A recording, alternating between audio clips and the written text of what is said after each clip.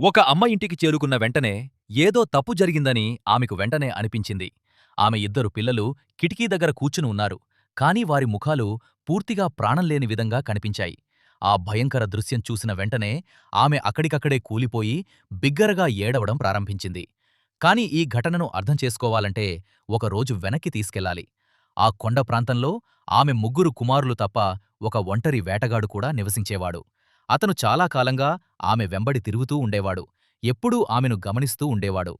ఆ రోజైతే తన మనసులోని భావాలను చెప్పే ధైర్యం కూడా చేశాడు. ఆమెకు ఇది చాలా అవమానంగా అనిపించింది. ఆమె ముగ్గురు పిల్లల తల్లి కోపంతో అతన్ని తిరస్కరించి, "నా పిల్లలందరూ చనిపోయే వరకు నేను నిన్ను ఎప్పటికీ అంగీకరించను" అని ఎగతాళిగా చెప్పింది. ఆమె ఈ మాట అతన్ని దూరం పెట్టడానికి మాత్రమే అని. కాని వేటగాడు దాన్ని నిజంగా తీసుకుంటాడని ఆమె ఊహించలేదు. తరువాతి రోజు ఆమె ఎప్పటిలాగే కొండల్లో ఔషధ మొక్కలు సేకరించడానికి వెళ్ళింది. ఆమె వెళ్ళిన కొద్దిసేపటికే ఇంటి బయట నుండి ఒక శబ్దం వినిపించింది. అది ఆమె తరచూ మాట్లాడే స్వరమే.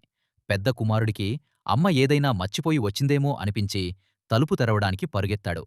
కాని చిన్న కుమారుడు తన పేరు చెప్పకపోతే ఎవరికీ తలుపు తీయవద్దని. అయినా పెద్దవాడు వినలేదు. తలుపు తెరిచిన వెంటనే వేటగాడి భయంకరమైన ముఖం కనిపించింది. అతను అర్థం చేసుకునేలోపే అంతా మూసిపోయింది. రెండో మూడో కుమార్లు దాక్కున్నారు. కాని నేలపై పడిన నీరు వారు దాక్కున్న ప్రదేశాన్ని బయటపెట్టింది. వేటగాడు వారిని కూడా క్రూరంగా చంపేశాడు. చిమ్నీలో దాక్కున్న అబ్బాయి మాత్రమే బతికిపోయాడు. ఆమె తిరిగి వచ్చి తన పిల్లల ప్రాణంలేని ముఖాలను చూసినప్పుడు నేలపై కూలిపోయింది. అబ్బాయి బతికి ఉన్నా తన కోపంలో చెప్పిన మాటలపై ఆమెకు తీవ్ర పశ్చాత్తాపం కలిగింది. తన పిల్లిలల మరణానికి ప్రతీకారం తీర్చుకోవటానికి అదే రోజు ఆమె ఒక విందు సిద్ధం చేసి చిరునవ్వుతో వేటగాడి దగ్గరకు వెళ్ళింది. వేటగాడికి ఆమె తన మనసు మార్చుకుందని అనిపించింది. అతను ఆనందంగా భోజనానికి కూర్చున్నాడు. అప్పుడే అబ్బాయి ముందుకు వచ్చి అతన్ని నాన్నా అని పిలిచాడు. వేటగాడి దృష్టి మళ్లిన క్షణంలో అబ్బాయి ఒక్కసారిగా అతన్ని బలంగా తోసి ఒక గుంతలో పడేశాడు.